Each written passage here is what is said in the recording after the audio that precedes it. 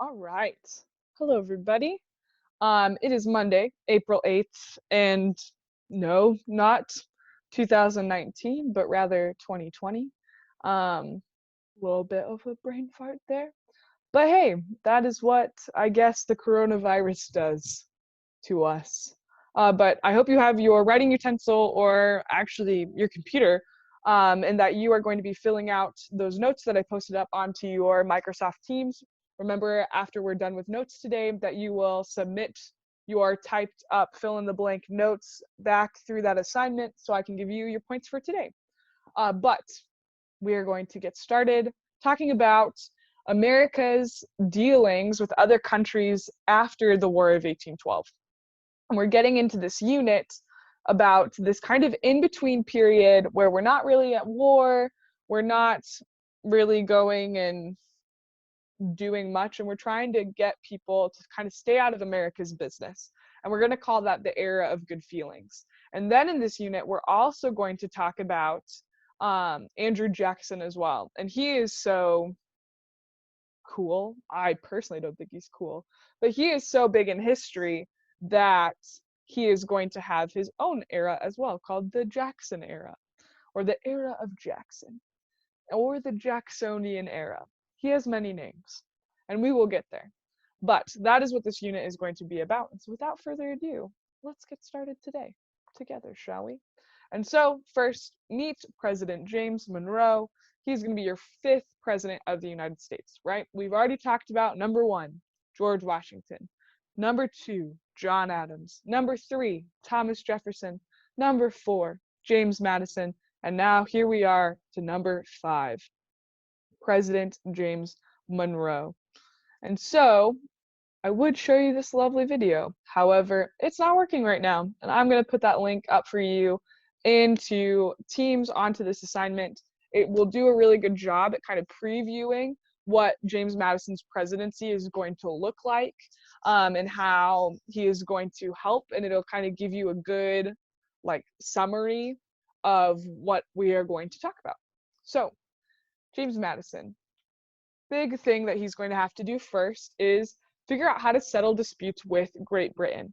And so in the war we obviously just fought with Great Britain was the War of 1812. And we ended the war, we signed the Treaty of Ghent. However, the Treaty of Ghent ended the War of 1812, but things were still left unresolved. And that was mainly because, if you'll remember, on your quest and in your web quest, when we talked about where was the War of 1812 primarily fought, that was the Great Lakes region. And this is one of our first wars in America where we are fighting primarily on the water in the Great Lakes with the branch of the military that does the most on water, which would be your navies. And so the United States and Great Britain, they still wanted to keep their navies and their fishing rights on the Great Lakes. But we're not good at sharing with Great Britain, as we've seen in the American Revolution and the War of 1812. We are not good at sharing with each other. And so both want to keep their navies, both want to keep their fishing rights. We want to show that we have military power, but we also want to show that we have trading power by being able to fish with one another. And maybe not even with one another, but more fishing against each other to take what we have caught and be able to make money with the fish and make that a business. But unfortunately, we're not good at sharing. And so we're fighting over this land. And so in 1817, you're going to see something called the Rush-Bagot Agreement, which is going to limit your naval power on the Great Lakes. It's going to make sure that the United States and Great Britain has to downsize their navy on the Great Lakes and make sure that we both don't have an overpowering military presence on these lakes. So that's, where the Great Lakes are, up by Michigan, Ohio, Pennsylvania, Wisconsin, Minnesota area, that whole region. But that still wasn't even seeming to be working. And so we have to meet in 1818 at the convention of 1818 to be able to set an official border between the United States and Canada. And we're going to set it at the 49-degree latitude line. So that's like that northern, kind of slightly swooped line up in the United States. On the very top, our border between the United States and Canada.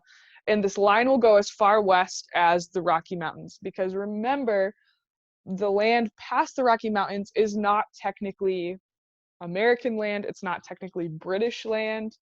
And so we are having to make this border stop there.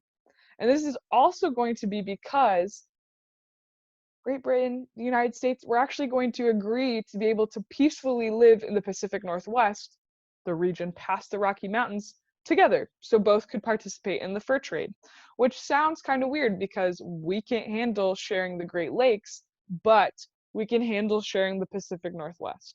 And maybe it's this idea that we couldn't share everything and we wanted one piece of something to ourselves, but also the fur trade had been going on for a really long time since we had settled in the United States as colonies of Great Britain. And so this was an industry that both did together pretty frequently. And it was not a new thing for one country, it was a part of both. And so out in the Pacific Northwest, not only do you have Great Britain out there, but you also have the United States. You even have Russia coming farther up from the north where Alaska is. You even have the Spanish coming up from the south, because a lot of the Southwest is still owned by the Spanish.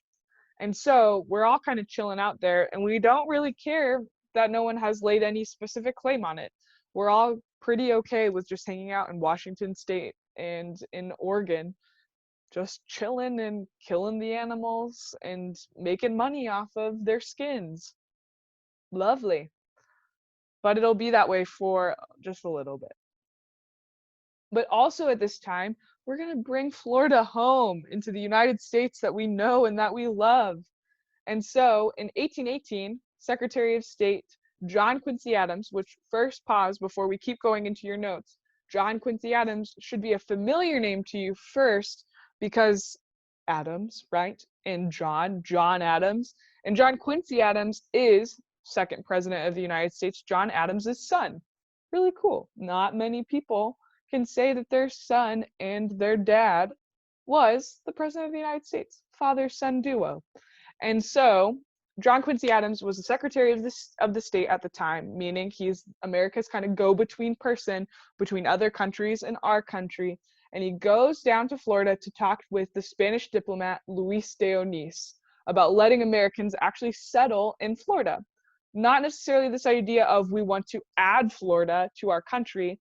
I mean, that's the eventual goal, but just see if we could let American citizens just move south and settle into Florida. And at this time as well, President Monroe sends U.S. troops led by Andrew Jackson to secure the United States-Florida border because there were some tension around there with the Native Americans who were from Florida, who were also around that border of the United States and Florida, the Spanish Florida territory. And they were kind of coming at odds with American citizens who were living in Georgia, because that was that shared border. And they were starting a lot of fights. And so President Monroe, to kind of secure that border on the American side, sends General Andrew Jackson, who you should remember from War of 1812, the Battle of New Orleans specifically, but also going to be a familiar name because he's going to end up being the 7th president of the United States after John Quincy Adams. He is going to go down there for the fact that he's going to do some like crowd control and make sure that the United States citizens and the Seminole Indians in Florida are not causing bloodshed, are not causing war. However, that is not what happens. Andrew Jackson is not about keeping the peace, because in April of 1818, Jackson will actually invade Florida and he starts the First Seminole War. Also with that name, you already know we're going to have more conflict with the Seminole Indians, because this is only the First Seminole War. And Jackson, as he invades Florida, is like, this is not enough fighting these Native Americans. We're going to take over all of Spain's important military posts. And on top of that, we're going to overthrow the Florida governor.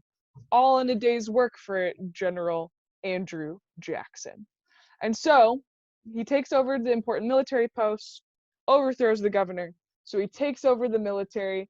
He takes over the political points in time, and he is ready to rumble, folks. And so what is happening now is going to be this idea that Jackson did it all without direct orders of President Monroe. And we know this is an issue because of the fact that President Monroe, being the President of the United States, one of his powers as the President, to go back to our conversation on the Constitution, is he's the Commander in Chief. He makes really big, important decisions for the military, like where they will go, what they will do, if they will do certain attacks. And so when Jackson invades Florida, it's without permission of the president. And so this is kind of illegal. However, it's better for Jackson to ask for forgiveness than to ask for permission. And when we keep talking about Jackson, it's going to be a consistent theme. He oftentimes just does things without thinking of the consequences. But also at the same time, Jackson's actions will end up giving us Florida, because since John Quincy Adams was already down there talking to Luis de Onís, and with Jackson taking over the important military post, overthrowing the governor, it's going to have the Spanish be like, oh my goodness, what else are we going to do now? Maybe they're just going to end up making us, like, forcibly giving them the thing. So we'd rather use this opportunity to make a treaty and get something out of what Jackson has done to Florida. And so the Spanish will agree to give East Florida to the United States. And so what we know Florida to be today, the Spanish considered East Florida because they saw the Texas coast on the Gulf of Mexico as Western Florida. And so they give what we know Florida to be today to the United States, but in return, the United States had to give up their claims to Texas, and the United States had to agree to pay up to $5 million of the United States citizens' land in Texas. So they had to pay the Spanish for the people who were living in that land who would have to probably move out of Texas. Unfortunately, to let you in on a little secret, many of those United States citizens will not leave. And that is what's going to end up creating the state of Texas. That's a different story for a different day. Now I'm going to kind of try to color on this map for you in a clear way. So we're going to annotate, and we're going to pick, let's do green. So first, let's talk about what we have already, and that is going to be Florida, what we just got right here. You know, this is not the best color to color with, but you know what? We'll do what we can. So Florida, we just got from the Adam-Onis Treaty, which also gives us the specific border between the United States territory of Louisiana, which we got with Thomas Jefferson's presidency, which is right here. So it finally gives us a border between the Spanish territory and the United States. We kind of now know where we can't get into without being in trouble by the Spanish. We can't invade into their territory. And we also make sure to know that we are giving up this little strip of land that was always the Spanish's land, but American citizens had moved into, and so we are going to be giving up that piece as well. And this is also the strip of land that the United States government is paying the Spanish up to $5 million for. Next, remember the Rush-Bagot Treaty, which is making people have limited naval power in the Great Lakes. However, we also then have the Convention of 1818 that's giving us this lovely line up here between Canada and the United States.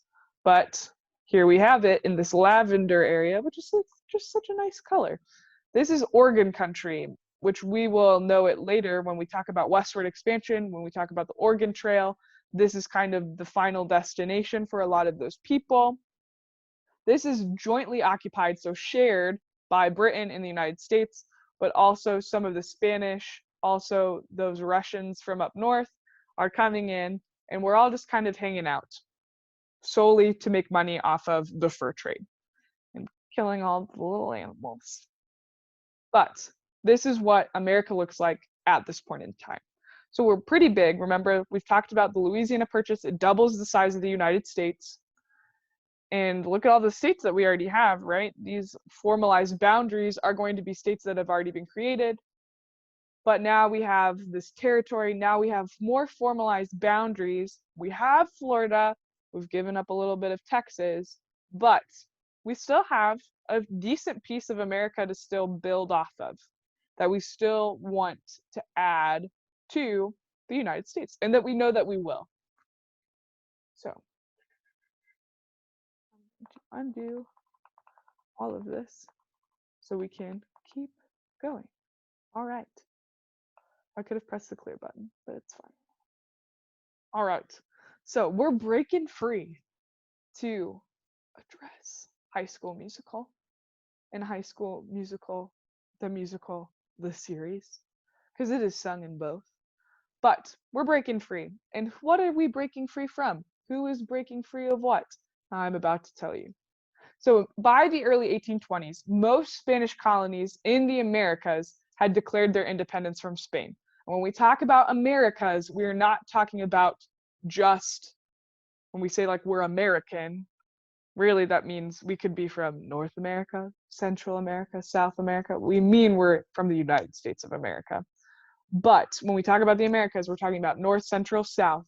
So by the early 1820s, most Spanish colonies in the Americas had declared their independence from Spain. And many of these revolutions had been led by this man right here in the lovely cape and tassels, Simon Bolivar, who was also called the Liberator. And so if I say the name Bolivar, and if you are really good at geography of the Americas, you would know that his last name sounds an awful lot like the country of Bolivia, because the Bolivians named their country after Simon Bolivar because of his job of being a liberator to most of Central and South America, freeing these places from Spanish rule. And so these revolutions have been led, these people are breaking free. And remember, it's really because of this chain reaction from the American Revolution. And we've talked about it and we've said it so many times. Remember, the American Revolution was this very first successful revolution where colonies broke free from the people who had owned them. And so then you see the French Revolution, which we talked about, and then you have all of these Spanish colonies that are now having their own revolutions. You're going to have the Haitian Revolution as well, with Haiti being free from the French. And so this is all happening pretty quickly after each other, because remember, we have the American Revolution in the 1770s, but now we're in the 1820s. This is in the span of about 50 years. And in history, 50 years is basically nothing. And so America helped support many of these revolutions because they saw a lot of similarities to the American Revolution, as I said. And they wanted to be able to take these little tiny baby new countries and be able to trade with them and make money off of them. So, like, really nice because they're like, oh, we see ourselves in you. But also, they're like, but we also see all the potential of all the money you can give us. So, good and bad things, good and bad. But America is going to help support these revolutions. However, Mexico will be free from the Spanish, and that independence is going to worry President Monroe the most because he thought that now European countries might try to take control over newly freed Latin American countries.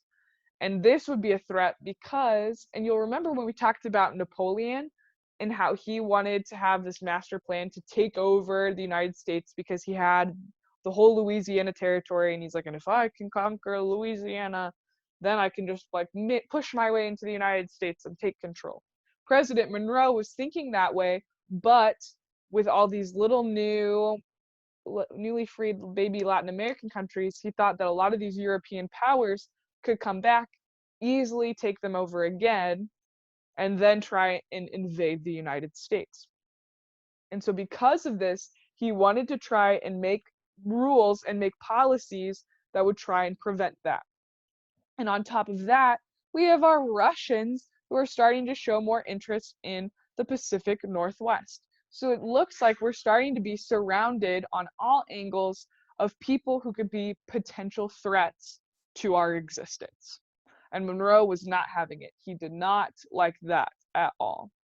So we're going to watch. a little bit of... This video is sponsored by ZipGrade, the fast way for teachers to grade multiple choice quizzes. Stick around after the song for details. It will not. Well, you know, I'm going to give you this video also as a Monroe opportunity. And I know you love Mr. Betts so much that you will watch it because you think he's cringy. Excellent. And I hope you do. And there's no way I'm going to be able to tell if you do or not, but I just hope you do. And I wish that for you on your Monday e-learning. But what Mr. Betts was going to sing to you about was something called the Monroe Doctrine, which is going to be President Monroe's way of making sure that European countries can't come in and take advantage of the little newly freed Latin American countries. However, first, the Monroe Doctrine is named after President Monroe. However, it was not really written by him. He was just the president at the time, so he gets all the credit. Poor little Secretary of State John Quincy Adams actually wrote the Monroe Doctrine. And so he therefore was not president and did not really get it named after him. But anyway, Secretary of State John Quincy Adams, he made a speech discussing how he did not want to go to war against Europe for the Latin American countries, sharing the sentiment of James Monroe. We don't want to be taken over by all of these big European countries who could take over these little baby Latin American countries.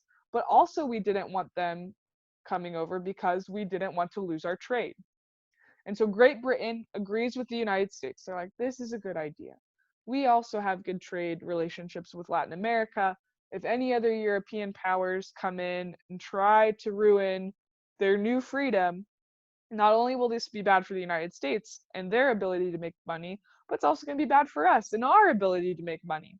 And so Great Britain was like on the sidelines clapping, and they're like, yes, America, yes, we believe in you. We totally agree. How about we make a deal together? And the United States was like, yeah, no, not about that. We don't want to be in an agreement with you on this. We want to stand out. We want this to be our thing. And so the United States issues the Monroe Doctrine. And it's going to be this big warning for European countries to stay out of the Americas. They're like, if you are over in the Eastern Hemisphere, Europe, if you dare cross the Atlantic Ocean into our Western Hemisphere, we are going to fight you and we will end you. And so there were certain parts to the Monroe Doctrine. So number one, the United States would not interfere in the business of European countries. To set the tone, they're like, we don't want you messing with us, and so therefore we're not going to mess with you. If we're not going to get into your business unless you are doing business with us, but we're not going to, unless asked, meddle with all of your problems that you have or meddle in your trade relationships with you and other countries unless we're invited into the problem. But next, the United States said that they would recognize and not mess up any European colonies that were already in the Americas. They're like, we're more about preventing more drama than doing anything about the drama that already exists. If you already have colonies in the Western Hemisphere, fine. But if you're looking to create new ones, bad. And so that left the Western Hemisphere to be closed to future colonization. They were not about letting new people come in to the Americas to try and settle and create power there or create dominance. The United States was like, this is our side of the world. We like it that way. Don't come messing with us. And then kind of like a little like parentheses at the very bottom, but we can come and mess with you basically whenever we want, even though they kind of said they wouldn't. And so what they would end with is this idea of, we're not going to mess with you. If you're already here, we won't mess with you. Do not come here. Because, point number 4, if you do try to come and make colonies, we will consider it a hostile act. Hostile means aggressive, which could also mean a declaration of war.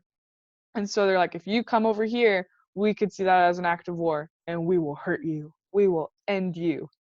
And that was really scary. They didn't want that. And for the most part, the Monroe Doctrine is actually going to work, and it's actually going to be successful. And so this is where we're going to end our notes for today. This is how America is going to be viewing the world at this point in time.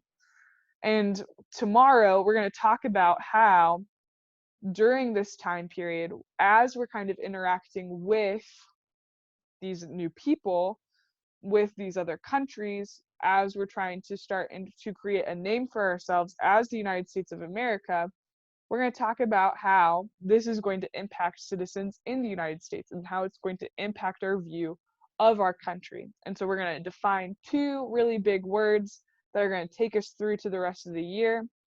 And I will see you tomorrow. And I will talk to you tomorrow. And solely for the fact that I want to see who is actually still listening to my voice right now, if you are still on, I'm going to ask you a question that is going to be for extra credit. And that is, where did I go to school? This could mean, where did I go to high school? This could mean, where did I go to college? But if you are still listening, I would love for you to email me that answer. And I'm proud of you for listening to me this far. All right. I'll talk to you tomorrow. Have a fabulous rest of your day.